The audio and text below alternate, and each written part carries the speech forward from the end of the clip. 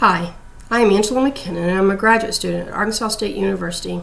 I am currently enrolled in Class 6193 under Cindy Nichols. The purpose of this video is to discuss the results of the informal assessment of Virginia. Virginia is a female, 13 years old, who attends Lewisburg Middle School in Olive Branch, Mississippi. She is currently in the 7th grade. She lives with her mom, her dad, and twin brother. Virginia has a ruling, according to the Mississippi Department of Education, in the areas of specific learning disability, basic reading, reading comprehension, math calculation, and math problem solving, with a secondary eligibility of a language impairment. The informal assessment was created after analyzing the data from the most current evaluation. The informal assessment consisted of math calculation and problem solving. The skills included identifying place value and the 4 basic math operations. The assessment was administered in the school library. It was very quiet, and Virginia was the only student. She was very attentive and very compliant during the assessment.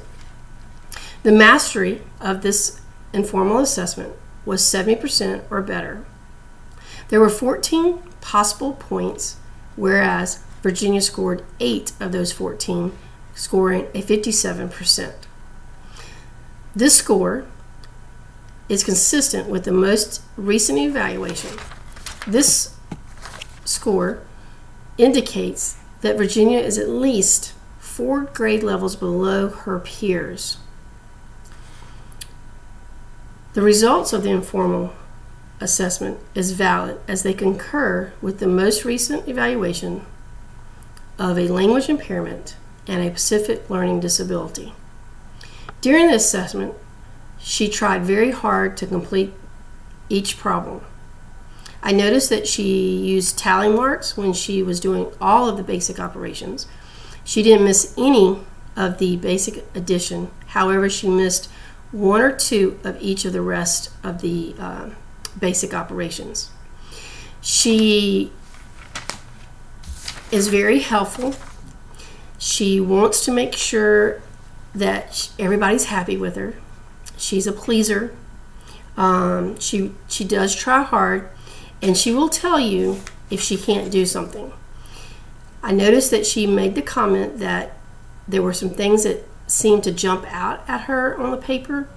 So one of the things that I might change or would change would be maybe color overlays for the white paper to reduce the reflection. Also, she really works really hard to try to reach her goals, and she is aware of her goals, so she's always trying to work towards those. Some of her weaknesses that were identified during this time was she does not know her basic multiplication facts. Subtracting with regrouping or across zeros is very difficult for her. She doesn't know how to use manipulatives to complete a math problem. So one of the things I would change would be to allow her to use manipulatives during this informal assessment. I also would have a clarification of what I was expecting so that she would have a better understanding.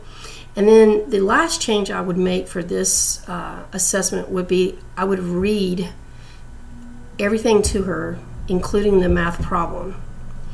I concur with these findings of this informal assessment, and I believe it can be used continuously with Virginia's progress monitoring, as the teachers can use the checklist to monitor her progress and adjust what we need to be working with her as far as her goals.